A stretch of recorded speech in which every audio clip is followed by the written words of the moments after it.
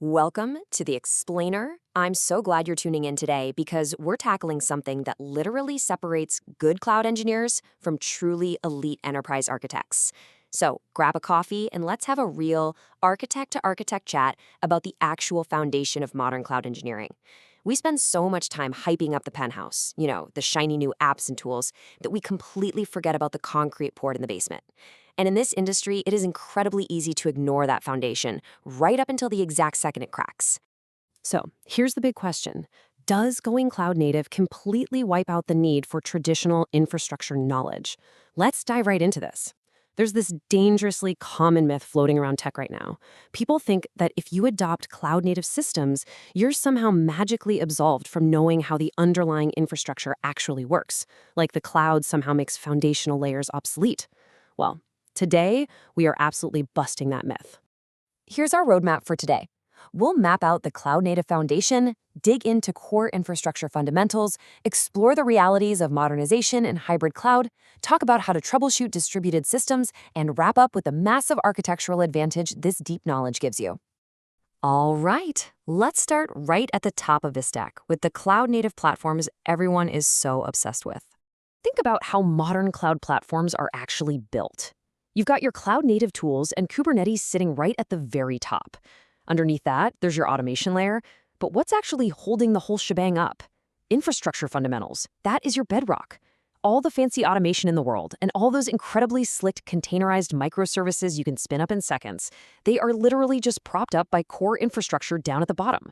A rock-solid foundation is exactly what makes that high-level architecture possible.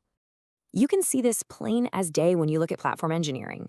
When it's executed perfectly, platform engineering feels seamless to developers. They click a button, grab a coffee, and boom, they have a fully provisioned environment.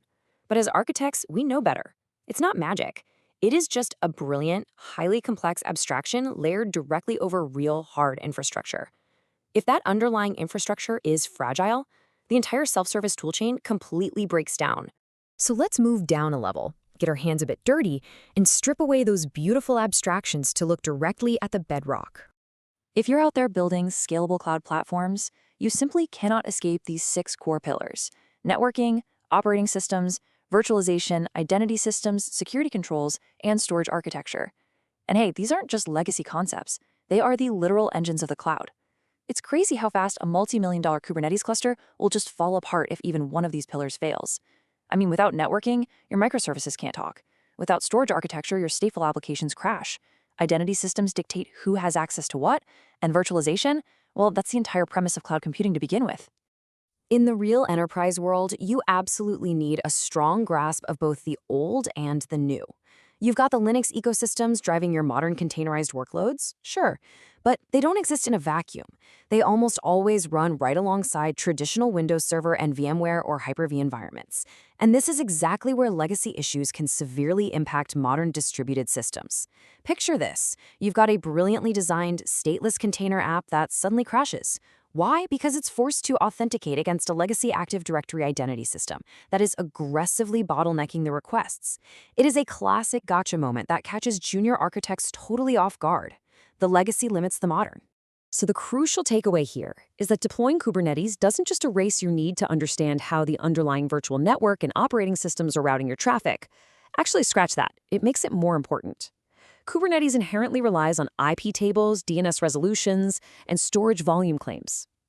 If you don't intimately understand the host operating system's networking stack or how storage IOPS limits actually behave under pressure, your massive modernization project is going to hit a brick wall the very second you face serious scale.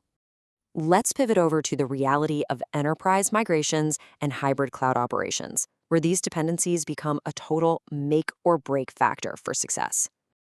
When you're dealing with enterprise migrations, traditional networking and storage concepts haven't disappeared at all. They've just shape-shifted. A physical switch VLAN in the data center, that evolved into a virtual private cloud, or VPC in AWS. That massive storage area network, your SAN, that evolved into elastic block store volumes.